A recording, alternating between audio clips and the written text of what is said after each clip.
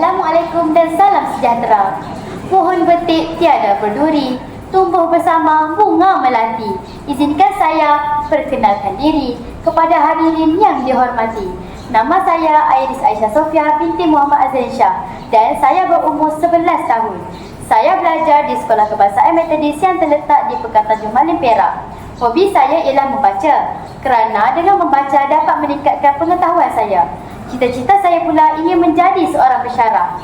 Menurut Imam Syafi'i, ilmu adalah cahaya penyuluh dalam kehidupan manusia. Ungkapan ini menyuntik motivasi kepada diri saya untuk terus membudayakan amalan membaca.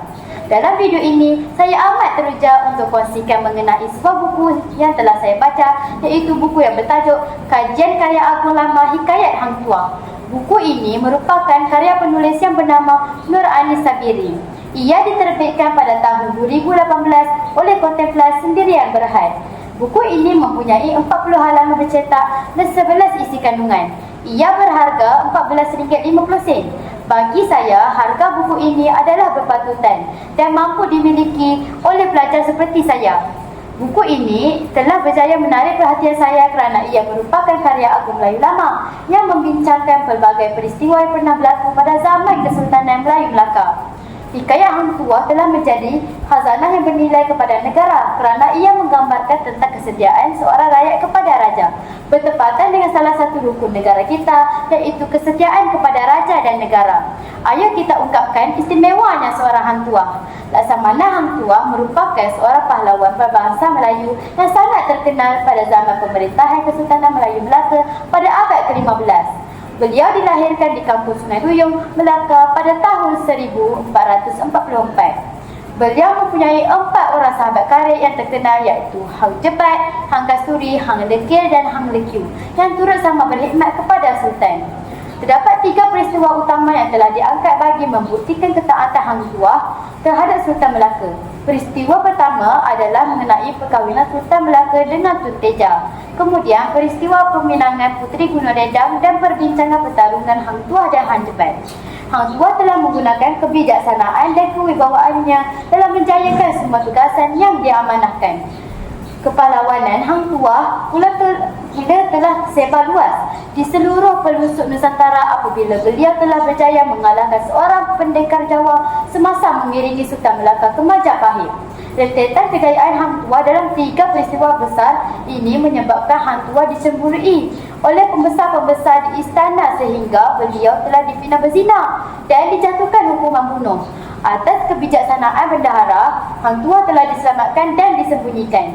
Lepas Hang Tuah telah digantikan oleh sahabatnya, iaitu Hang Jebat. Namun Hang Jebat telah mendahaka kepada Sultan kerana ingin membalas dendam kepada Sultan yang telah menjatuhkan hukuman bunuh terhadap Hang Tuah.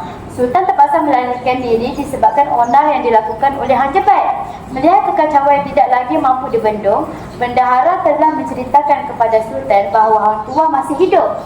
Lalu Sultan telah memerintahkan Hang Tuah untuk menamatkan kekalutan yang berlaku di istana dengan membunuh Hang Jebat. Peristiwa ini telah membuktikan laksamana Hang Tuah seorang yang tak setia kepada Sultan. Bagi Hang Tuah, ketidakpatuhan dan dahaka kepada raja mengguna petaka besar kepada sesebuah negara.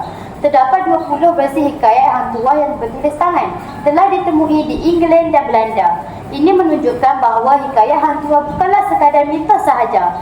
Di dalam buku ini juga terdapat beberapa ulasan daripada sarjana terkemuka seperti Valentiji 1726 dan Overbeck 1920.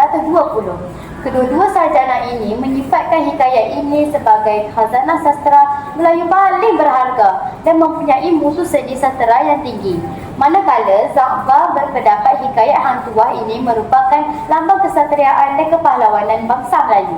Hang Tuah juga dikatakan merupakan satu contoh yang tinggi dan mulia dalam mengabdikan diri kepada raja dan negara. 2 pengajaran yang dapat dikutip dari cerita ini ialah kesetiaan adalah salah satu tonggak keamanan sesebuah negara dan kita perlu berhati-hati dalam segala tindakan terutamanya dalam hubungan sesama manusia. Pada pendapat saya, buku ini sangat sesuai dibaca kerana gaya bahasa dalam buku ini mudah difahami. Buku ini juga ditulis menggunakan saiz tulisan yang bersesuaian dan terdapat glosari. Cuma ada pendapat saya terdapat sedikit kekurangan pada buku ini.